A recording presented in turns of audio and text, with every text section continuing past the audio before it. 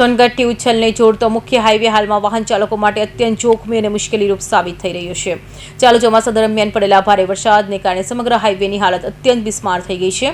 રસ્તા પર મોટા મોટા ખાડાઓનું સામ્રાજ્ય ફેલાઈ ગયું છે. માર્ગની યોગ્ય અને સમયસર મરામત ન થવાને કારણે રોજબરોજ ગંભીર અકસ્માતો સર્જાવાની ભીતિ સેવાઈ રહી છે.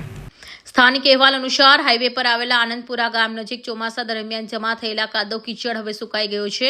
આ સુકાયેલો કાદવ અને માટીને કારણે જ્યારે હાઈવે પરથી ભારે કે નાના વાહનો પસાર થાય છે ત્યારે મોટા પ્રમાણમાં ધૂળની ડમરીઓ ઉડે છે. આ ધૂળને કારણે વિસ્તારોમાં વિઝિબિલિટી એટલી હદે ઘટી ગઈ કે વાહન ચાલકોની સામેથી આવતું વાહન પણ સ્પષ્ટ દેખાતું નથી. અકસ્માતથી બચવા માટે વાહન ચાલકોએ થોડા દિવસે પણ પોતાના વાહનોની હેડલાઇટ ચાલુ રાખી પસાર થવાની ગંભીર નોબત આવી છે.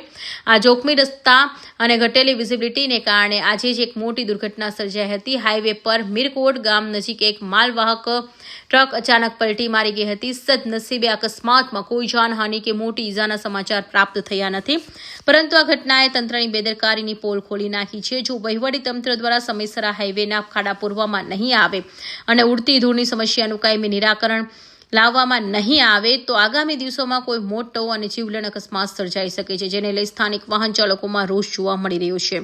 Sadiq Pathan, Hind TV news, Tapi.